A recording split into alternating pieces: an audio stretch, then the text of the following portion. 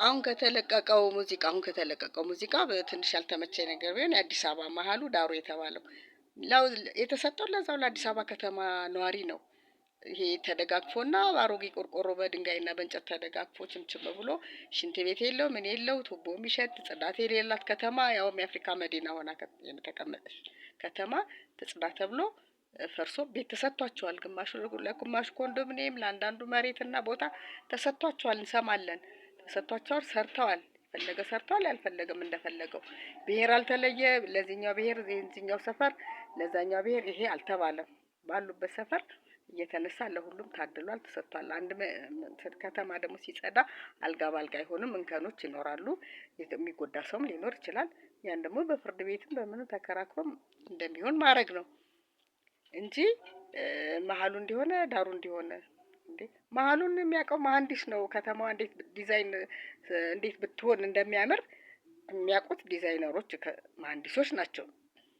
አሰራሩን እንግዲህ የሚያውቁት እና አዲስ አበባ ደግሞ የሁሉም ብሔር ብሔረሰቦች መኖሪያ ነበረች። ኢትዮጵያ ዋና ከተማ ነበረች፣ አሁንም ነች። የሁሉም ብሔር ብሔረሰቦች መኖሪያ ናት። አሁንም ብሔር ብሔረሰቦች እየኖሩባትም ነው። አንተ ውጣ አንተ ግባ አልተባለም።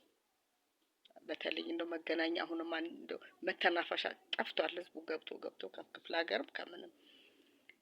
ስለዚህ ግፍ ባንናገር ጥሩ ነው። የተሰራውን ጥላሸት አንቀባ።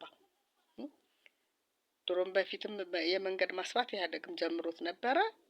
ጀመር እያደረገ ትቶት ነበር። አሁን ደግሞ በአዲስ መልክ በአዲስ አስተሳሰብ የአሁኑ መንግስት አጽድቶታል። ጥሩውን ነገር ጥሩ ነው ማለት አለብን፣ አለበለዚያ ግፍ ይቆጥርብናል። ያለውን ክፍተት መናገር። እንደውም ችግኝም የተተከለውን ሁሉ እንቃወማለን። እንዴ ችግር ለአየር ንብረት ለአፈር መሸርሸር ጥሩ መሆኑን ማንም ያውቀዋል። ይህንንም ለምን እንቃወማለን? ጥሩ ነው። ክፍተቱን ደግሞ በጦርነት ዙሪያ እሱን ደግሞ የሚመለከታቸው ክፍል የፋኖ አመራሮችን የመከላከያ አመራሮችን ተሰባስበው እንዲነጋገሩ ፓርላማ መጠየቅ፣ የሚወያዩበትን መንገድ መፈለግ ነው። ለአገር አዘን ካለን የአርሲ ጦርነት ለምን በቃ መከላከያ በአካባቢ የለም ወይ ብለን መንግስትን መጠየቅ ይሄ ነው እንጂ ጥሩ የተሰራውን ነገር ሁሉ ጥላሸት መቀባት አያስፈልግም። ለትውልድ የምናስቀምጠው ግፍ ይኖራል። ስለዚህ ሸዋ ድሮም አዲስ አበባ ዙሪያ አማራም ኦሮሞም አለ ነው የሚኖረው። ድሮም ተዋልዶ ተጋምዶ ቆለኛ ደገኛ ተብሎ እኩል በኩል አማራም ኦሮሞ ይኖርባታል። አዲስ አበባም እንደዛው አቅራቢያቸው ነው፣ ዙሪያቸው ነው። ለአማራም ለኦሮሞ ለሁሉም ብሔረሰቦች እኩል የሆነች ከተማ ናት። ስለዚህ